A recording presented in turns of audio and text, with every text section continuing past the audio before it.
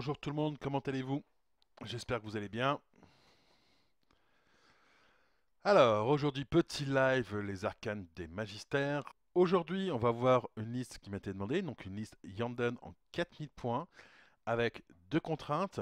Première contrainte, pas de guerrier aspect. Et deuxième contrainte, eh bien, le maximum d'unités pierre-esprit.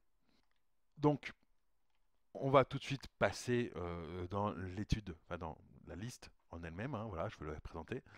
Bon bah déjà l'avatar qui est la formation obligatoire hein, pour 100 points. Ensuite, je vais voir en formation de compagnie trois formations. Une première formation, la formation de guerrier fantôme de Yanden pour 625 points, euh, qui est donc composée de d'un grand prophète de Yanden et son falcon de commandement, de deux détachements de 4 guerriers fantômes de Yanden chacun, et de deux détachements de 3 seigneurs fantômes Yanden de support chacun. Voilà. La deuxième formation de compagnie, ça va être la compagnie de seigneurs fantômes d'Yanden, donc il va avoir un prophète fantôme d'Yanden, deux détachements de 3 seigneurs fantômes de support chacun, et deux détachements de 3 seigneurs fantômes d'assaut chacun, le tout pour 650 points. Ensuite, on va avoir une compagnie de chevaliers de Yanden, donc qui va être composée de deux détachements de 3 chevaliers fantômes d'Yanden de support chacun et d'un détachement de 3 chevaliers fantômes d'Yanden d'assaut chacun. Et elle va coûter 725 points. Il y a 3 compagnies possibles avec des unités fantômes. Voilà, hein, je les ai pris les 3, tout simplement. Alors, à côté de ça aussi, j'ai pris des formations spéciales, hein, ça c'est évident. Et donc les formations spéciales en question, ça va être pour la première un grand prophète d'Yanden, qui est composé donc un socle de grands prophètes d'Yanden et son falcon de commandement pour 125 points. Un devin d'Yanden, qui est composé d'un socle de prophètes fantômes d'Yanden, qui coûte 125 points. Et un détachement de titans revenants pour 600 points. On va voir aussi en support, bah, d'abord un premier détachement de seigneurs, en fait on va avoir même deux détachements de seigneurs fantômes d'assaut d'Yanden, donc qui coûtent chacun 125 points. Un détachement de Firestorm et trois détachements de Storm Serpent qui composent donc chacun un Storm Serpent. Donc les Firestorm ça coûte 275 points et chaque Storm Serpent coûte 175 points. Et donc voilà, ça c'est la liste. Donc vous voyez hein, quasiment que des fantômes, à part les titans, le Firestorm et les trois Storm Serpents, tout le reste c'est des fantômes. Donc je pense que pour le coup, hein, on a carrément respecté les contraintes, hein, on y est carrément dedans. Je pense qu'on peut pas faire plus que ça pour le coup. Et je vais du coup présenter pourquoi j'ai choisi telle ou telle unité. Alors, on va commencer par les évidences. D'abord, bon, l'avatar, pas le choix, vous devez le prendre. Donc ça, voilà. Les Firestorm, c'est pour fournir de l'anti-aérien à cette liste qui, sinon, va en manquer un petit peu. Il faut bien l'avouer. Pour gérer de l'aviation, cette liste, ouais, ça va être compliqué. Ensuite, les deux titans revenants, tout simplement pour éviter en fait d'avoir une compagnie de chevaliers qui serait l'unité de briser les morales. Et l'air de rien, deux titans revenants, c'est pas mal. Ça apporte aussi un peu de puissance de feu qui est pas négligeable. Donc c'est assez pratique. Et puis surtout, il faut tuer les deux pour que votre adversaire puisse gagner et briser le moral. Donc toujours bien, si vous en perdez un, vous pouvez planquer l'autre au pire. Voilà. Ensuite, les Storm Serpents, et bien tout simplement parce qu'en fait, ils vont vous aider à avoir de la projection sur votre liste.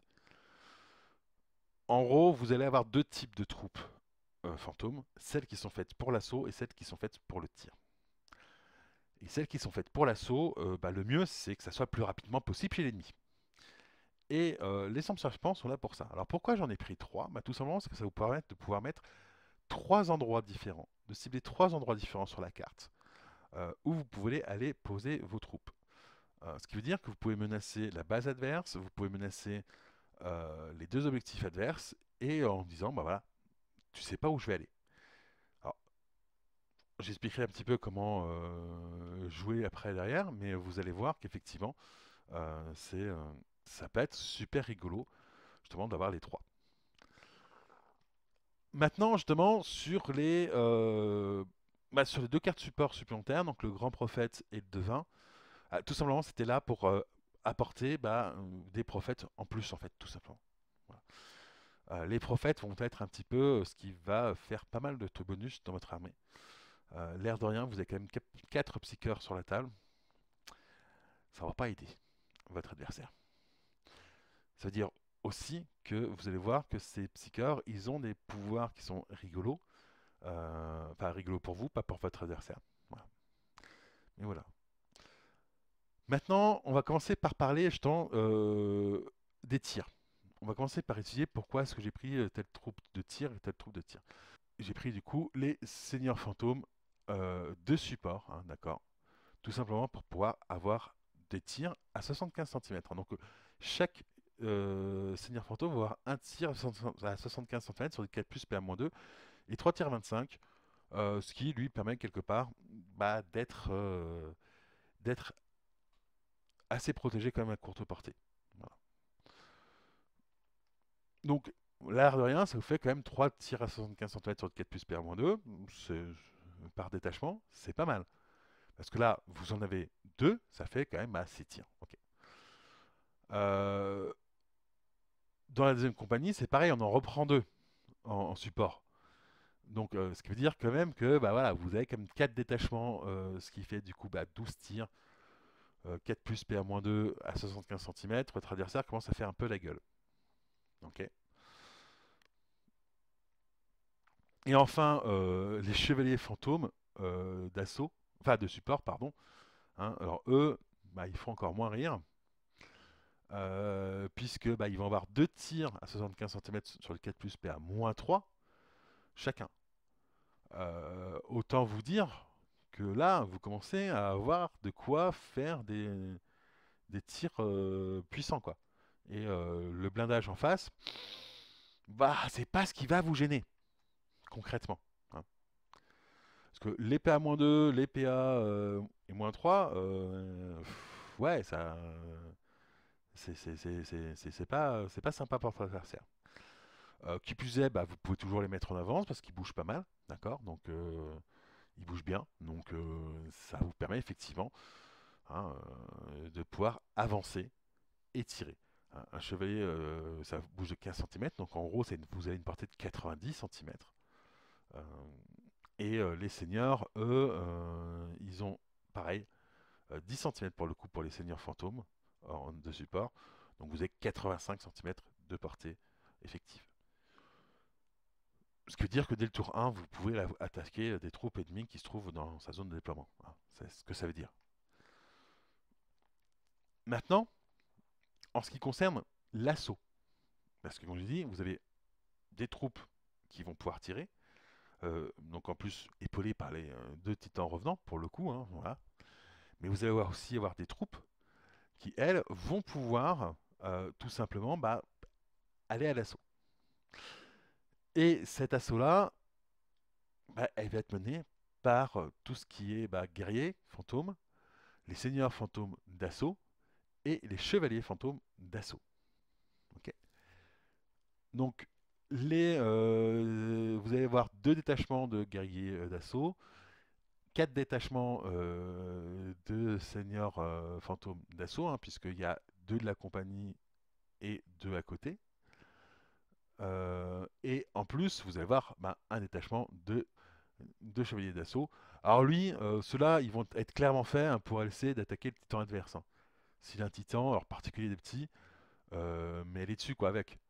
En plus, ils ont esquive à 5+, ce qui veut dire que vous avez quand même des chances de ne même pas mourir en assaut, vu qu'ils sont elites. Hein, grosso modo, vous avez quasiment une chance sur 2 de ne pas mourir en assaut quand vous perdez l'assaut. Donc avec le 5+, relançable, ça fait à peu près ça. Hein. Donc c'est sympa, hein. Faut bien se dire qu'effectivement, plus 8 de facteur d'assaut, une sauvegarde à 2 plus, 4 plus fixe, c'est sympa les chevaliers d'assaut. Quant aux seigneurs d'assaut, eux, ils ont plus 6 de facteur d'assaut, une 3 plus et 5 plus fixe de sauvegarde. Pareil, ils ont esquive. Ouais, ça commence à picoter. Et les guerriers, bon bah eux, ils ont que, mais le cœur, que plus 4 en assaut. Et toujours esquive. Donc en gros, voilà un petit peu pourquoi j'ai pris ces troupes-là. Parce qu'en fait, vous avez une bonne force d'assaut. Alors elle n'est pas immense, hein, mais c'est une force qui va impacter fortement. Et une bonne plateforme de tir à côté. L'idée était justement d'avoir effectivement ces deux types de troupes. Maintenant, on va parler un petit peu des psycheurs. Parce que les psycheurs, ils ont quand même des capacités qui sont rigolotes.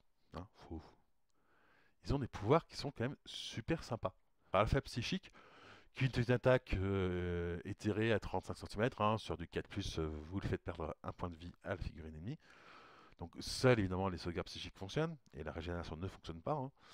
Donc ça peut être sympa pour tuer un truc un peu compliqué à tuer. Voilà. Ensuite, deuxième pouvoir intéressant, la confusion. Vous allez essayer de changer l'ordre d'un détachement ennemi à 75 cm. Donc celui-ci doit réussir un test de morale à -2. Et s'il le rate, vous pouvez modifier l'ordre du détachement d'un cran. C'est-à-dire que le tir appuyé va passer en avance, l'avance peut devenir soit tir appuyé, soit charge, et la charge peut devenir avance. Voilà.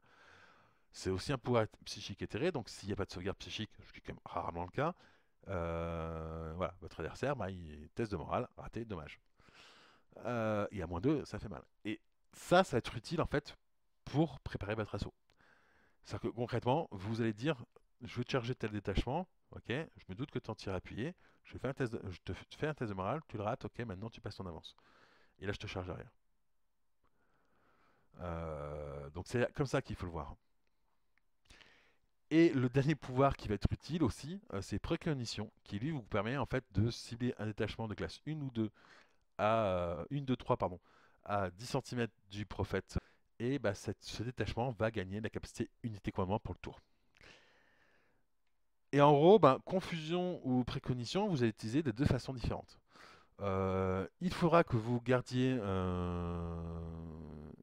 quelque part des prophètes à l'arrière pour diriger vos troupes, tout simplement euh, fantômes qui seront à l'arrière des tirs, et certains que vous allez envoyer aussi en même temps que votre assaut pour les diriger elles aussi.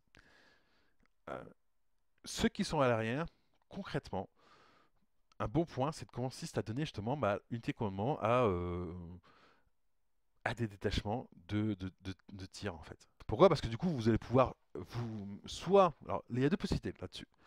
Soit vous utilisez pour en gros dire votre unité commandement, vous la mettez en ordre de charge, elle bouge de double son mouvement, elle pourra quand même tirer en avance. Soit vous la mettez en ordre d'avance, elle bouge de son mouvement normal et elle va passer en tir appuyé. Et l'avantage c'est que ça peut vous donner du coup l'initiative sur la phase de combat.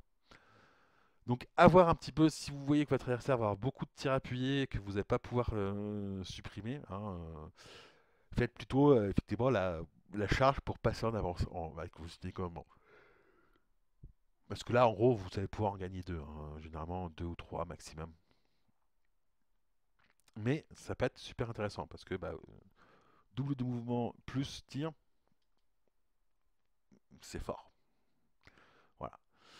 Quant à la confusion, et ben comme je l'ai dit, la confusion, elle va vous servir, c'est bête à dire, hein, mais elle va vous servir à préparer votre assaut.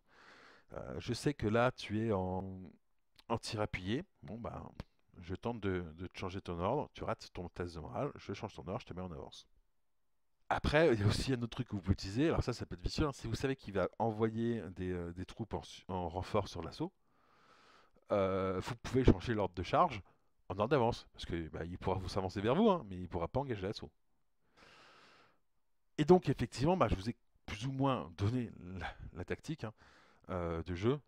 Une force avec vos trois Storm Serpents un peu au centre de votre déploiement, qui vont se planquer derrière les bâtiments ou des décors, etc., qui vont du coup pouvoir utiliser leur portail et cibler des poids, hein, tout simplement.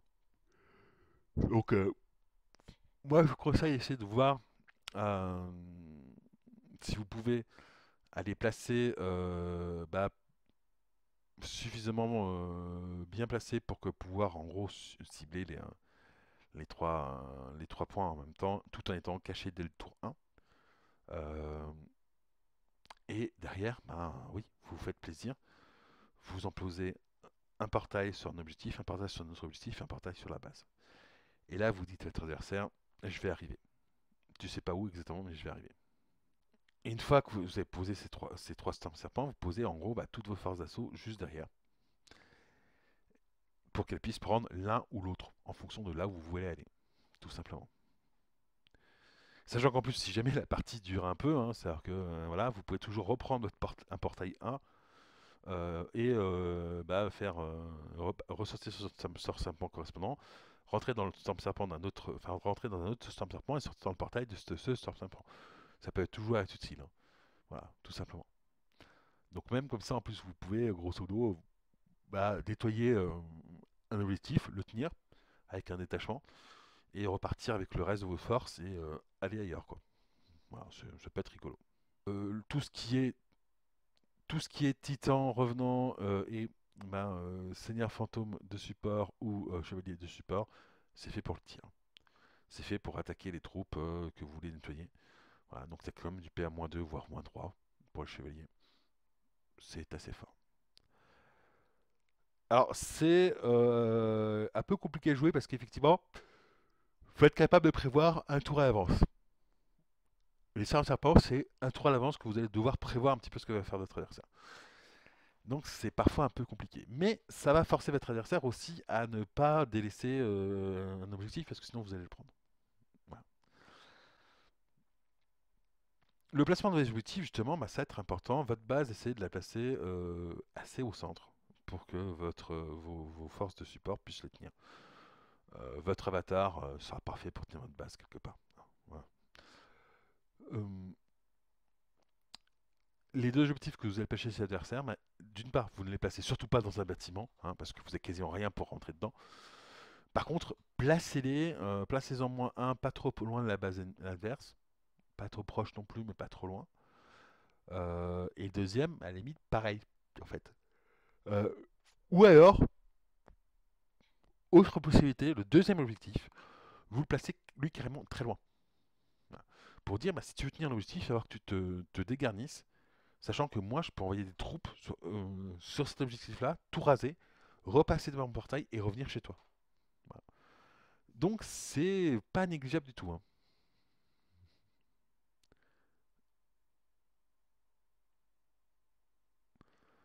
Donc voilà. Et ouais, c'est comme ça que vous allez jouer. Donc si vous placez vos deux objectifs assez proches de sa base, en fait vous faites une menace sur potentiellement trois objectifs à la fois.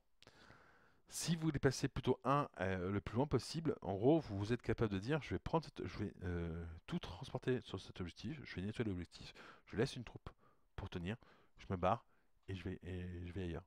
Voilà. Et en fait avec cette liste vous visez le tour 3, hein. Vous visez pas le tour 2, vous visez le tour 3. Soyons très clairs. Ce qui veut dire aussi que vous devez faire attention à ce que votre adversaire ne gagne pas tour 2. Donc faites attention là-dessus. Comme j'ai dit, les chevaliers d'assaut sont clairement faits pour aller essayer d'attaquer en assaut le titan adverse. Ça fonctionne pas mal.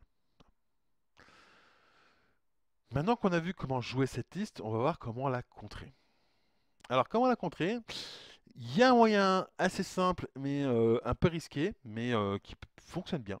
C'est d'attaquer les prophètes. Alors, comment ça, attaquer les prophètes, hein, pas en tir.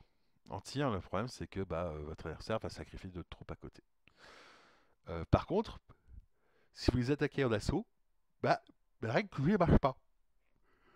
Donc, pour peu que vous ayez un peu plus d'activation que votre adversaire, donc celui qui joue Yanden, gardez-en pour pouvoir en fait aller attaquer juste les prophètes en assaut. Éventuellement, chargez ce qui est à côté aussi, parce que vous devez, mais voilà. Et une fois que vous avez tué les prophètes, ces troupes vont être beaucoup plus compliquées à gérer. Surtout que si vous avez tué tous les prophètes de la vague d'assaut, ils vont devoir se rediriger vers la troupe vivante la plus proche, qui se trouvent être les titans ou les storm serpents ou les firestorm. Donc en gros, ce qui est dans la base, ce qui est chez votre adversaire, hein. Donc votre adversaire va devoir se replier avec ses troupes pierre-esprit. Ce qui veut dire qu'aussi que si vous jouez Gandalf, faites attention à ça. Faites attention justement à l'attaque sur le grand prophète. Après, j'aurais tendance à vous dire, concentrez-vous, concentrez-vous bien sur une compagnie avant de passer à la suivante. Votre objectif, in fine, c'est surtout de marquer des points de destruction en fait. Voilà. Si jamais vous pouvez tuer, ça va être compliqué, mais si jamais vous pouvez tuer ces 60 serpents avant le tour 2, c'est quasiment gagné pour vous. Voilà. Donc mettez les ressources qu'il faut. Essayez de, par exemple, si vous voyez que votre adversaire a mis un objectif très éloigné, détruisez le Storm Serpent qui pointe vers cet objectif-là. Parce que du coup, il ne pourra plus y aller. Dommage pour lui. Il a placé un objectif en se disant je veux pas, et vous pouvez pouvoir envoyer juste une petite troupe, tenir l'objectif en se planquant. Et ça fonctionne. Voilà. Faites attention à pas trop exposer vos blindés, parce qu'il y a quand même du PA-2, PA-3 en face.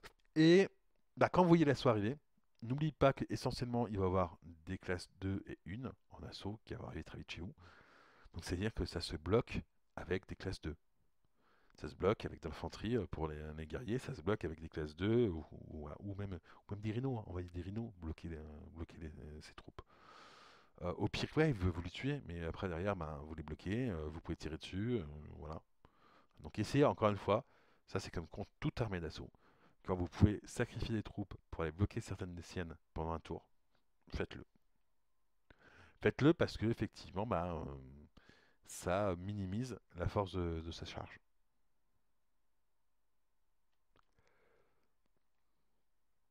Donc voilà un petit peu la présentation de cette liste. Hein. Voici comment bah, jouer cette liste. Voici comment la contrer. Alors oui, ce que j'ai pas dit, un détail que je n'ai pas dit, mais c'est les élites. Hein. C'est les élites. Vous en avez un paquet là d'élites. Quasiment toutes vos troupes sont élites. Les seigneurs fantômes sont élites. Hein. Bon bah les prophètes sont élites. Hein. Les guerriers sont élites. Les chevaliers sont élites. 17 relances élites au total. Les seules choses qui ne soient pas élites, en fait, bah, c'est tout ce qui n'est pas esprit, pierre esprit ou prophète. C'est-à-dire les titres revenants, les Firestorm et les Storm Serpents. Et l'avatar aussi. L'avatar n'est pas élite. Mais bon, l'avatar n'a pas trop besoin d'être élite. Surtout, vous allez pouvoir les utiliser sur les relances sur l'esquive. La plupart de vos troupes sont esquives. Donc, ça veut quand même dire que esquive 5 plus, hein, ok. Mais une esquive 5 plus qui peut être relancée, je vous le dis, hein, c'est quasiment une 4 plus en fait. Donc c'est quasiment une chance sur deux. Et c'est toujours pénible hein, pour votre adversaire. Ah, je t'ai tué! Non. Ah merde. Alors, dans les news, vous avez encore un peu moins de 15 jours maintenant pour commander vos codex Astartes, vos codex Garde impériale, Eldar, Légion Titanique ou le livre de règles en physique. Donc pour ça, vous m'envoyez un petit MP sur le Discord ou un mail à netepicfrance@gmail.com en me disant ce que vous voulez. Ça sera livré logiquement en mai, je pense. J'espère permis mai. Voilà. Il y aura donc c'est 10 € par livre pour les membres de l'assaut, 14 pour les non-membres, plus évidemment les frais de port, hein, qu'il faudra que je termine. Donc voilà un petit peu. On va sortir aussi d'ici peu la V2.2, donc un petit peu avant en fait d'envoyer l'impression, tout simplement. Donc la V2.2 qui en fait, bah, il n'y a pas beaucoup de changements, il y a deux trois petits trucs mineurs. Parfois c'est juste des reformulations. Mais voilà, on a voulu faire un dernier passage avant l'impression évidemment. Donc du coup les collects se ressortiront en V2.2 aussi, hein, avec pareil deux, trois petites codes modifs éventuellement, et encore, pas grand chose. Merci à tous nos partenaires, Gore Factory, Trail Under the Bridge, Grand War Game, H&Six Studio, Iliada Games Studio, le magasin Ragnarok à Foix et le magasin La Taverne du Gobelin Farci à Saint-Étienne. Pour bénéficier de réductions chez nos partenaires, rejoignez l'association NetEpic. Tous les liens en description.